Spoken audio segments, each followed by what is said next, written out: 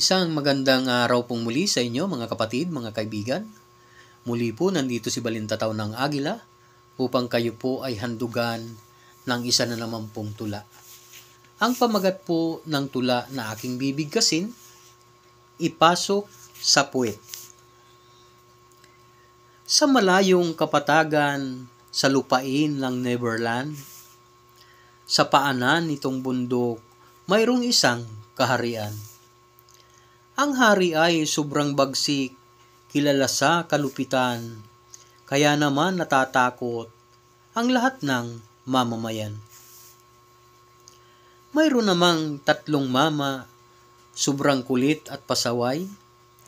Mayroong bagay na ninakaw sa kanilang kapitbahay.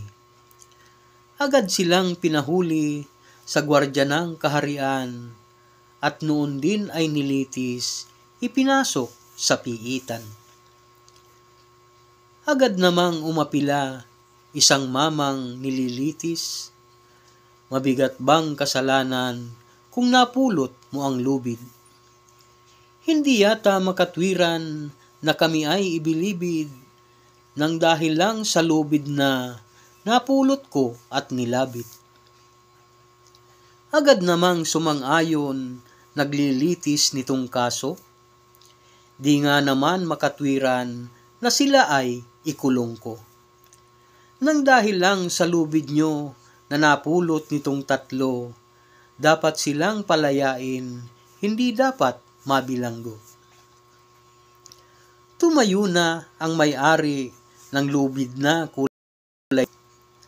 Ang sabi niya'y sinungaling, 3 mamang magnanakaw.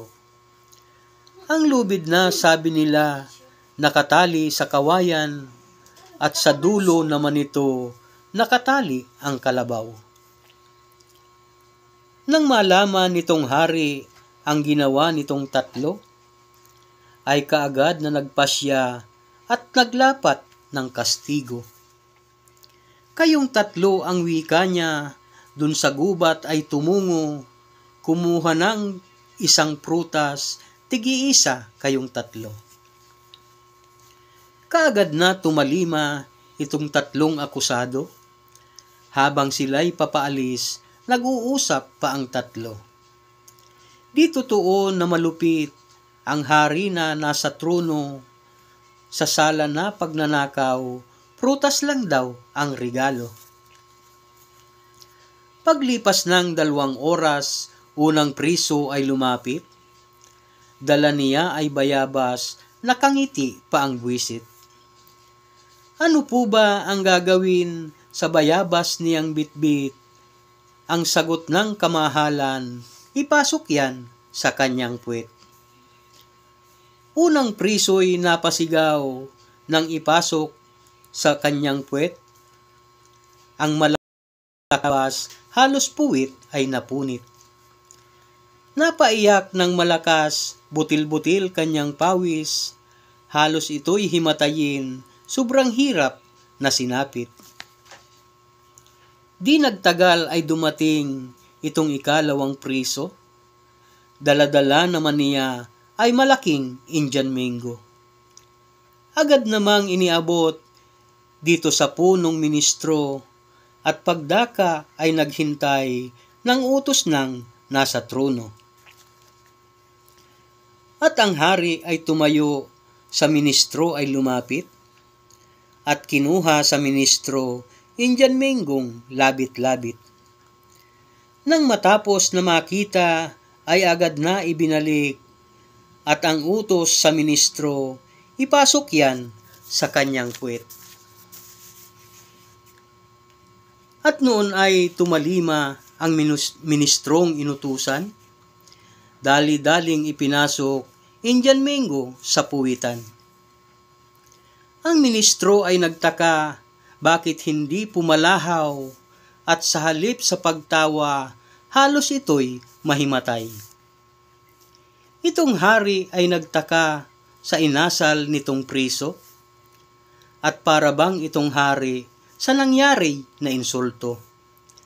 Kaya naman itong hari ay nag-utos sa ministro, alamin mo bakit siya humagalpak panangtudo. At pagdaka ang ministro ay lumapit na sa priso, at kaagad ay nagwika, inasal mo'y di ko gusto. Alam mo bang itong hari, sa gawi mo'y nainsulto, pasensya na di ko lang po mapigil ang pagtawa ko. Ano nga ba ang dahilan bakit ika'y humalakhak? Sa halip na pumalahaw at sa hirap ay umiyak. Ako'y labis na nagtaka, inakalang ika'y tunggak. Kahit nahihirapan ka, tuloy-tuloy ang halakhak. Sinong hindi matatawa doon sa aking nakita?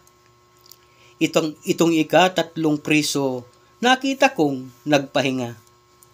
Nakaupo sa may daan at tila ba napagod na, pagkat kanyang daladala malaking bunga ng nangka.